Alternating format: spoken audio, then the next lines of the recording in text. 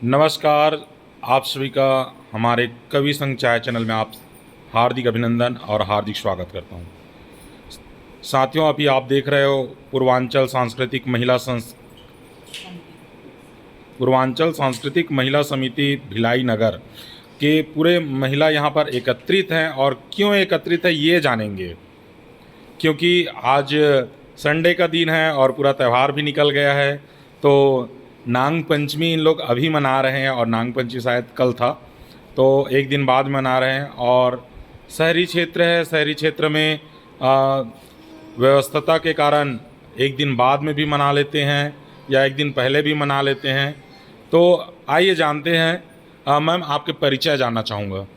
मैं सोनी त्रिपाठी, अयोध्या से छत्तीसगढ़ में रहना होता है। हमारी जो ये पूर्वांचल सांस्कृतिक महिला समिति है, इसका गठन हमको इसलिए करना पड़ा क्योंकि हमारे तीज त्यौहार जो पूर्वांचल की संस्कृति है वो हमको कहीं ना कहीं एक मिसिंग लग रहा था। हमारे जो त्यौहार हैं यहाँ पे देखने को नहीं मिलते हैं। हम अपने बच्चों को देना चाहते हैं, इसलिए हमने ये समिति का गठन किया। ये समिति अभी फिलहाल में जल्दी ही गठन हुई है जी। तो इसके द्वारा अब आगे आने वाले तीज त्यौहार, हर त्यौहार में हमारी जो समाज की महिलाएं हैं, पूर्वांचल की महिलाएं हैं, वो एकत्रित होंगी और ये त्यौहार देखने मिलेगा। जी जी। मैं पंडित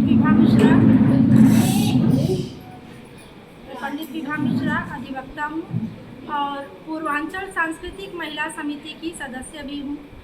क्योंकि हमारे यहाँ पूर्वांचल में बहुत सारे तीज त्यौहार हैं जो हम लोग यहाँ अभी छत्तीसगढ़ में बहुत सालों से रह रहे हैं, तो इधर के त्योहारों में इतने ज़्यादा हम लिप्त हो गए हैं कि हमारे बच्चे और आने वाली पीढ़ी अपनी संस्कृति को भूलते जा रहे हैं। तो इसके लिए इसकी आवश्यकता हुई। और सावन भादों के 2 महीने के जो बहुत सारे पर्व होते हैं, जिसमें नाग पंचमी, कजरी और रक्षाबंधन, तीज, बहुत सारे त्यौहार आते हैं जी। तो हमारे यहाँ पूर्वांचल में बेटियों के मायके आने का इसमें विशेष महत्व है। नाग पंचमी पहला त्यौहार पड़ता है तो उसमें बेटियाँ आती हैं जो कि गुड़िया खेलती हैं। अभी आपने देखा है गुड़िया कैसे खेलते हैं जी। ये भाई बहन का पर्व होता है, पूरा परिवार मिलके इसको मनाता है। जी जी। और नाग पंचमी के 2 दिन बाद हम लोग इसलिए मना रहे हैं कि जैसे बोलते हैं ना कि कोस कोस पे बानी बदले 4 कोस पे पानी। तो हमारे तरफ पूर्वांचल में भी ना सबके 2-4 कोस के डिफरेंस में अलग अलग परंपरा है, तो सब अपने घरों में व्यस्त रहते हैं। आज संडे है तो नाग पंचमी के बाद पहला रविवार पड़ा, जो वर्किंग वुमेन है वो भी आसानी से आ सकती हैं। तो इसलिए हम लोग पहली बार छत्तीसगढ़ में इसका पहल कर रहे हैं, जिससे कि हमारी परंपरा जीवित रहे, हमारी बेटियां, बच्चे, आने वाली पीढ़ियां उसको समझें और उसको आगे ले जाए। इस बार जल्दबाजी में उतना व्यवस्थित नहीं हो पाया इसमें झूला झूलने का, और पुरुषों के द्वारा इसमें खेल कूद, वृक्षारोपण, ये सब चीज़ का बहुत महत्व है। लेकिन अगली बार से हम लोग प्रयास करेंगे कि थोड़ा और विस्तार रूप इसको दें और अच्छे से इसको मनाएं, जिससे कि सबको पता चले कि हमारे पूर्वांचल में कैसे नाग पंचमी। जी जी। तो ये नाग पंचमी से उस गुड़िया का क्या रिलेटिव है? देखिए, ऐसे तो हमारे शास्त्रों में बहुत पुराने में सभी भगवान से कुछ न कुछ कथाएं प्रचलित हैं जो हमारे बुजुर्ग लोग बताते हैं। नाग पंचमी और गुड़िया की कुछ कहानी है जी। हम लोग भी बचपन में खेले हैं तो हम भी उसको भूल गए हैं जी। तो इसलिए इस परंपरा को आगे ले जाने का सबसे विशेष उद्देश्य है कि जब हम ही भूल जा रहे हैं तो हमारी आने वाली पीढ़ी क्या जानेगी जी। तो जहाँ तक हम लोग जो अनुभव किए हैं, जितना खेले हैं, उससे हमारा अनुभव ये कहता है कि पहले मोबाइल नहीं होता था बच्चों को खेलने के लिए जी। तो गर्मी की छुट्टी में बच्चे गुड़िया गुड्डा खेलते थे, अक्ति में, अक्षय तृतीया में उनकी शादी करते थे जी। तो चूंकि पूर्वांचल अवध क्षेत्र में जुलाई से सेशन स्टार्ट होता है पढ़ाई का जी। मैं शिक्षा की दृष्टि से ही इसको बता रही हूँ क्योंकि मुझे इतना ही पता है जी जी। तो जुलाई से बच्चे जब पढ़ने में लग जाते थे तो उनका दिमाग फिर भी गुड़िया गुड्डे में ही लगा रहता था जी। तो इस सीजन का ये पहला त्योहार है जी। तो शायद हमारे जो पूर्वज थे, जो माता पिता थे, दादा दादी थे, वो शिक्षित कम थे लेकिन संस्कारित ज़्यादा थे जी। तो बहुत दिमाग लगा के बच्चों को डायरेक्टली मना करते थे खेल के लिए।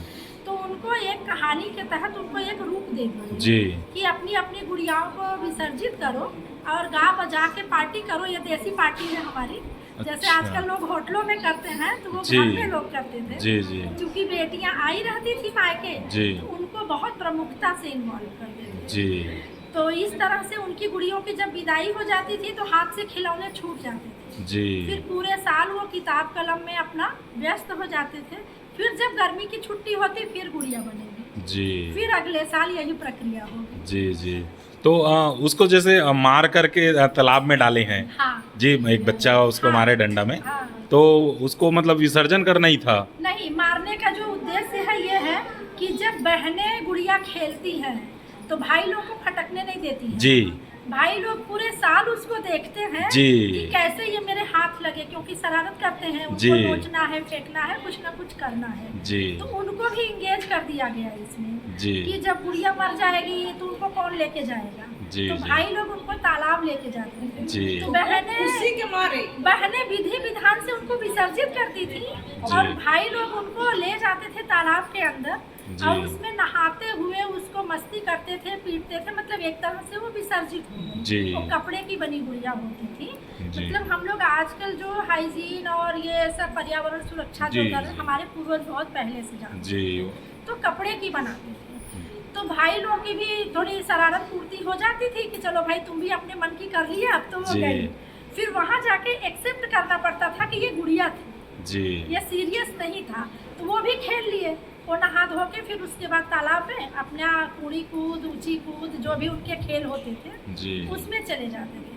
और लड़कियां अपना फिर तैयार होके झूला झूलती थी, कजरी गाती थी, फिर अपने घर वापस आती थी। जी जी। ये मैम मैं आपसे ये जानना चाहूँगा कि जैसे नाग पंचमी हो गया और कजरी हो गया, है ना, ये दोनों से कुछ संबंध है क्या? नहीं, नाग पंचमी अपनी जगह पे है, क्योंकि ये हमारा जो लड़कियां जैसे मई में जिसका शादी हुआ, जून में शादी हुआ, जो ससुराल जाती हैं, जी तो ये बुलाने का एक नया वो होता है कि पहला पर्व है लड़कियों को मायके बुलाया जाए। जी फिर नाग पंचमी पे जब उन लोग की गुड़िया वहाँ पर विसर्जन कर देते हैं, नाग पंचमी मना लेते हैं, उसके बाद जवारा बोते हैं। जी वो मिट्टी लाती हैं, 7-9 सहेलियां मिलके मिट्टी लाती हैं, जवारा बोती हैं। जी। फिर ये भादों की चौथ पे कजलैया उनकी तैयार होती है, उसमें राखी बांधती हैं। जी। जैसे भाइयों को राखी बांधने के बाद कजलैया में राखी बांधती हैं। फिर सारी वही लड़कियां मिल के तालाब जाएंगी, जैसे अभी गुड़िया विसर्जित करे वैसे ही फिर वो जवारा विसर्जित करते हैं कजलैया को। जी फिर वहाँ भाई भी जाता है, तो बहनें जब नहाती हैं, शंकर जी की पूजा करती हैं, उसके बाद वो कजलैया जो है तो भाइयों के कान में खोसा जाता है। जी फिर उसके बाद आता है तीज, जी कि तीज का जो त्योहार होता है, तो जैसे लड़कियां मायके में हैं तो ससुराल से तीज आता है, अगर लड़कियां ससुराल में हैं तो भाई तीज लेके जाता है, लड़कियों को बुलाने जाता है, लड़कियां आती हैं, फिर वो तीज सामूहिक तौर पे मतलब जी। बनाते हैं सारे लड़कियां मिलके, जी, बुलारा बैठाना, शंकर जी की पूजा करना। जी। उसके बाद फिर उन लोग अपने अपने ससुराल जाते हैं। जी तो पहला पर्व हमारा नाग पंचमी ही है। जी। और भाई लोग जो आप सवाल किए कि भाई लोग पीटते क्यों, जी क्योंकि जब गुड़िया हम बहनें सब खेलती थी जी। तो भाइयों को वहाँ फटकने नहीं देती, जी जलन होता था। उनको चिढ़ होता था। जी जी और जैसे वो खाना मांगे तो हम लोग बोलते थे कि अभी हमारी खेल गुड़िया को रहे हैं। तैयार कर रहे जी। हैं, हम उनको भोजन करा रहे हैं, हम उनको विदाई कर रहे हैं। जी। वो उनका खुन्नस रहता था, तो वो खुशी के मारे कि अब ये गुड़िया चलो जी। डूब गई, अब हमारा सारा काम बहनें करेंगे। तो वो एक, तो हमारी संस्कृति आज जैसे हम अपने बच्चों को बोलते हैं कि हमारे यहाँ ऐसा होता था, तो बच्चे हमसे पूछते हैं कि जी। मम्मी हम लोग तो देखे नहीं है।